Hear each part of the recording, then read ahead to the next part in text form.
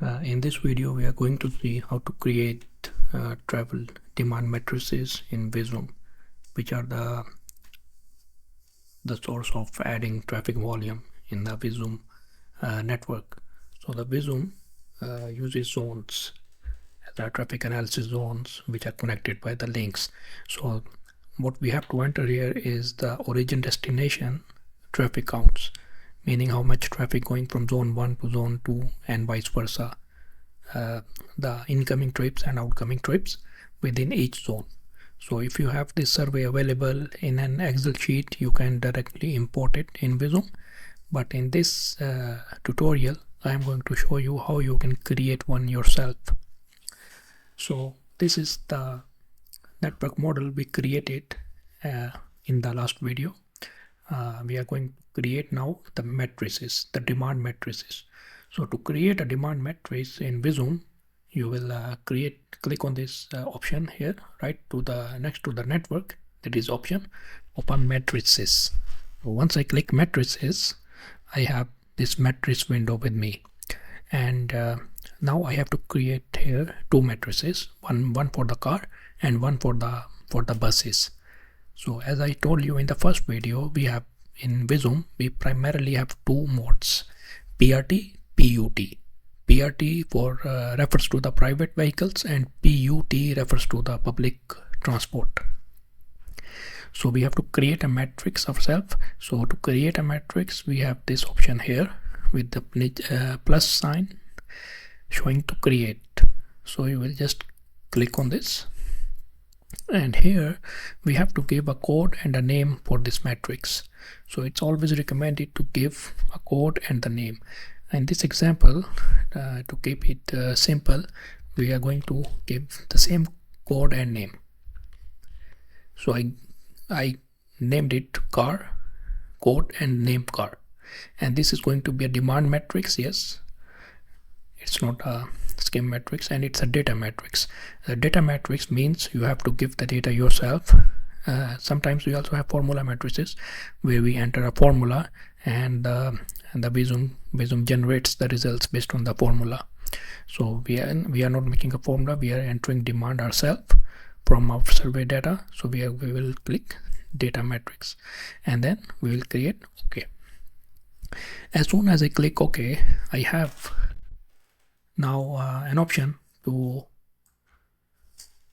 enter the demand for the four zones we just created. So you can see here in this matrix we have 4x4 table of 4x4, meaning 4 rows and 4 columns. Why? Because if you remember, if I go back to editor, how many zones we have? 4. 1, 2, 3, 4. That's why it's showing us 4x4 zone. This center zone is the trips within the zone itself. That's how many trips outgoing from the zone are also coming back in the end. So that's why it's showing 0, 0, 0. So we won't change this diagonal value. We will keep it 0. It's highlighted in yellow. We will change the other values. So we have here from zone 1 to 2, we have 450 trips. And again, how do you get this value? From the origin destination traffic count service.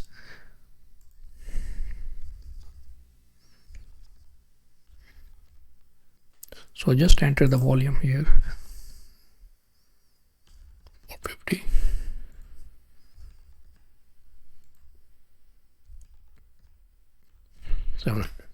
Again, make sure don't change this 0, 0, 0.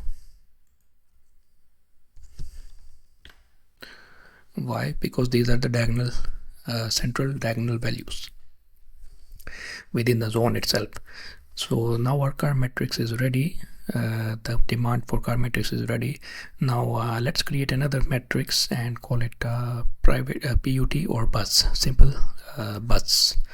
Again, go back to create matrix, and this time we'll call it bus and bus.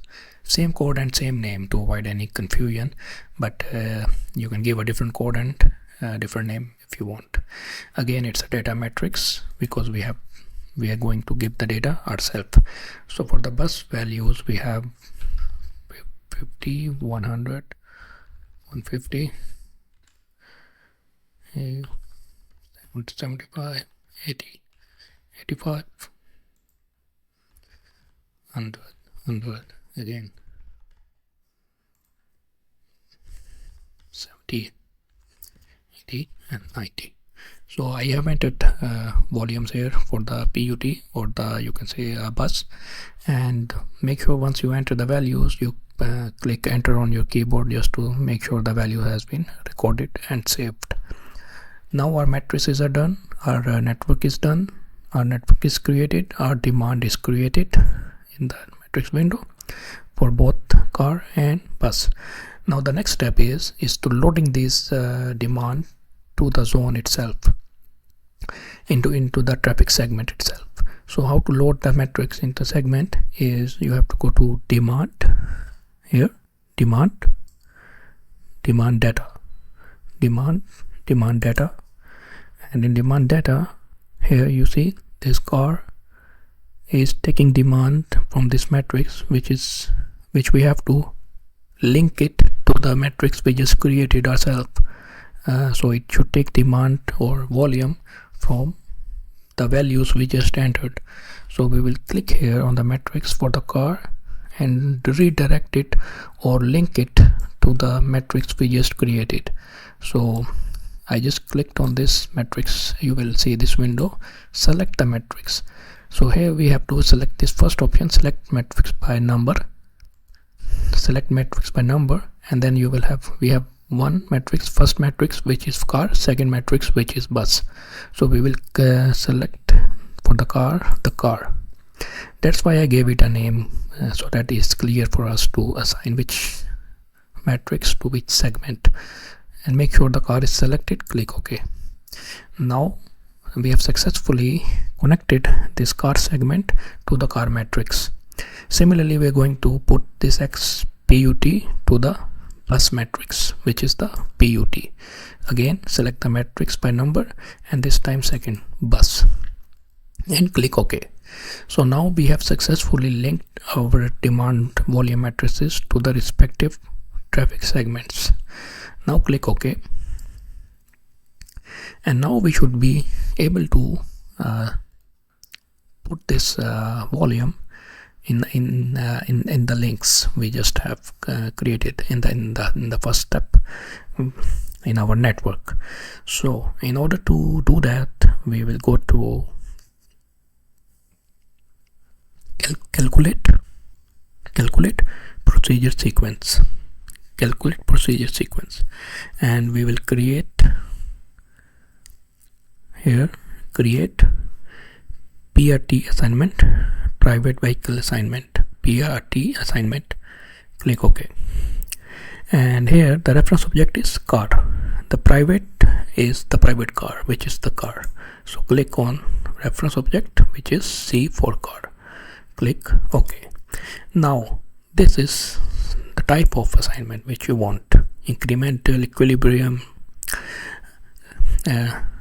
we have loose, ICA, stochastic, dynamic. So we have a lot of options here. We normally work with incremental and equilibrium. So you can select, for this example, let's say we are doing the default, which is equilibrium assignment. So let's say it's equilibrium, and we will, in order to load it, we will just click this start button.